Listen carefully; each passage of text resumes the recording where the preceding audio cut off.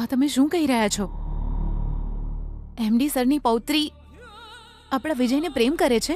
હા ભાનુ, વિજય મારો દીકરો છે એવું જાણ્યા પછી એમડી સર અનન્યા અને વિજયના લગ્ન કરાવવાનો નિર્ણય કરી ચૂક્યા છે.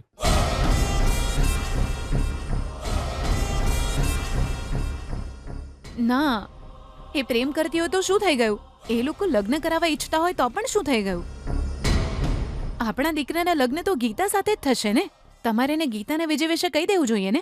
હું એવું નહીં કરી શકું ભાનુ, કેમ કે હું એમડી સરને વચન આપી ચૂક્યો છું. શું તમે એમને વચન આપી દીધું છે? હા ભાનુ, એમનું ઋણ ચૂકવવા માટે મેં એમની પાસે એક તક માંગી હતી, તો એ ઋણ હું લગ્ન કરાવીને ચૂકવી દઉં, એમની પૌત્રીને મારા ઘરની વહુ બનાવી દઉં એવું કહી દીધું. ઓલરેડી મેં એમને વચન આપી દીધું છે. હવે મારા હાથમાં કંઈ જ નથી ભાનુ.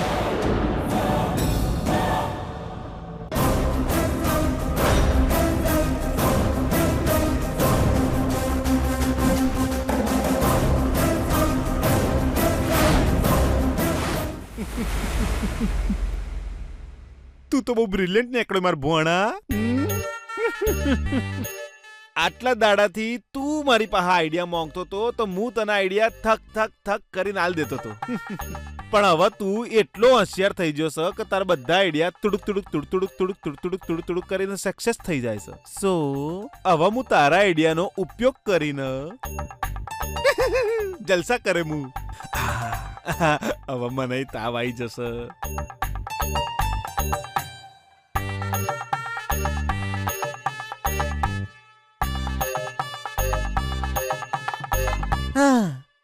પગ તો ગરમ થઈ જશે.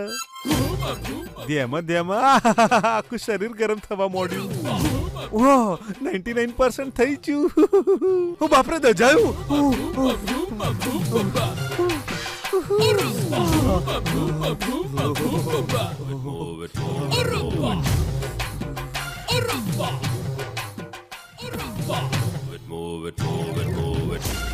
ચક્કુ ઓય શું થયું? ચક્કુ બીજું કોઈ નહીં તો એકવાર મારો હાલચાલ તો પૂછી લે. એકવાર તારો હાથ હાલ ચક્કુ, એકવાર તારો હાથ કેમ? હાલ તો હું કોઈ નહીં કરું. હાલ ને કેટલું સારું લાગી રહ્યું છે. તમે આ શું કરી રહ્યા છો? મને ડુંગળીનો તાવ છે. અરે સોરી, પ્રેમનો તાવ. ના ના, મને ખાલી તાવ આવ્યો છે. આવશે. અરે પણ એમાં હું મોઢા પર માસ્ક પહેરે છે. કોવિડ નહીં, તાવ છે. આવશે. હમણાં સુધી તો કાંઈ જ નહોતું. આવી રીતે અચાનક તાવ કેવી રીતે એમાં આવી હું ગયો? છે તો ચપટી વગાડતા આવી જાય. ચપટી વગાડતા? હા એટલે ચપટી વગાડતા ચક્કુ. મારું શરીર એકદમ ગરમ થઈ ગયું છે ચક્કુ. આ તારા પ્રેમીનું ધ્યાન રાખ ચક્કુ. એક કામ કર, મને ઠંડા પાણીના પોતા મેલ. મૂકીશ હા.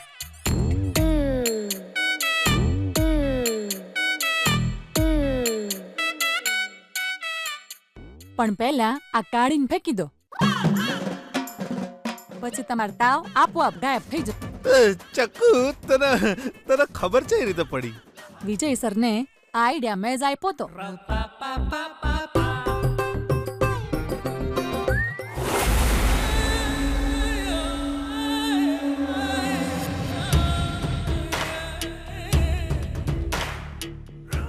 હે ભગવાન, આ તો અનર્થ થઈ ગયો.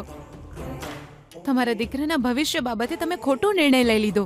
હા ભાનુ, મારા દીકરાના જીવનમાં હું જેનો દુશ્મન થઈ ગયો.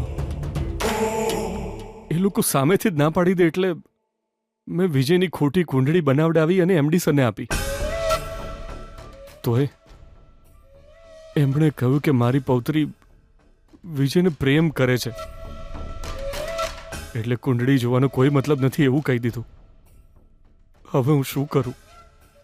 મને તો કંઈ સમજાતું નથી. વિજય અને ગીતા એકબીજાને બહુ જ પ્રેમ કરે છે. એ બંનેના લગ્ન કરાવીને હું એક સારો પિતા બનું. કે પછી મને જિંદગી આપવા વાળા એમડી સાહેબની ઈચ્છા પૂરી કરીને એક સારો શિષ્ય બનું?